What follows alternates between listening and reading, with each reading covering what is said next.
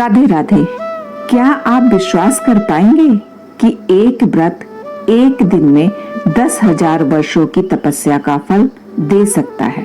जी हाँ, यह कोई कल्पना नहीं बल्कि भगवान श्री कृष्ण का वचन है।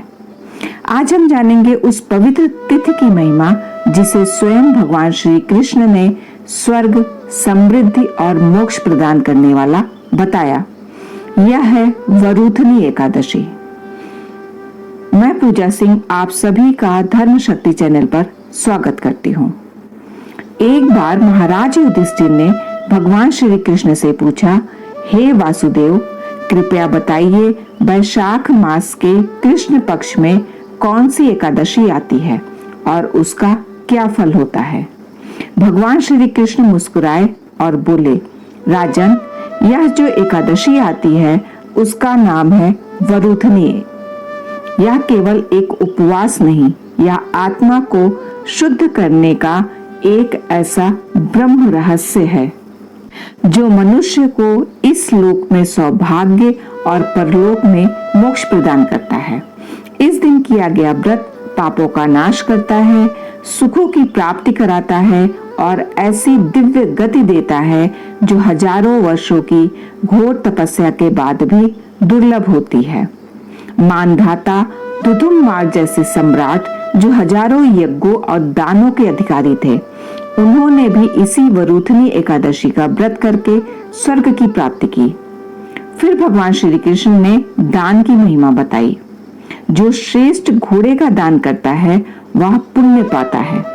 हाथी का दान घोड़े से भी बड़ा है, भूमि दान उससे भी श्रेष्ठ, तिल दान और फिर स्वर्ण दान, परंतु इन सबसे ऊपर है अन्नदान, क्योंकि अन्न से ही देवता, पितर और मनुष्य तृप्त होते हैं।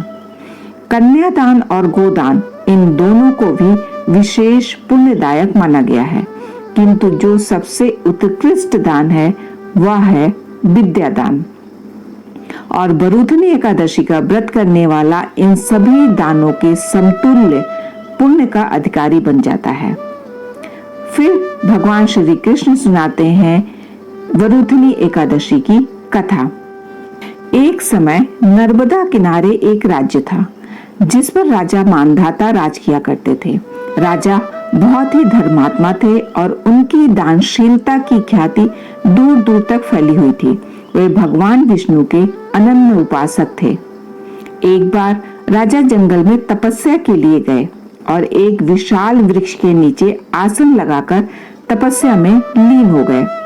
उसी दौरान एक विशाल जंगली भालू ने उन पर हमला कर दिया और राजा के पैरों को अपने जबड़े में दबाकर चबाने लगा। तपस्या में होने के कारण मानधाता संयम पूर्वक बैठे रहे।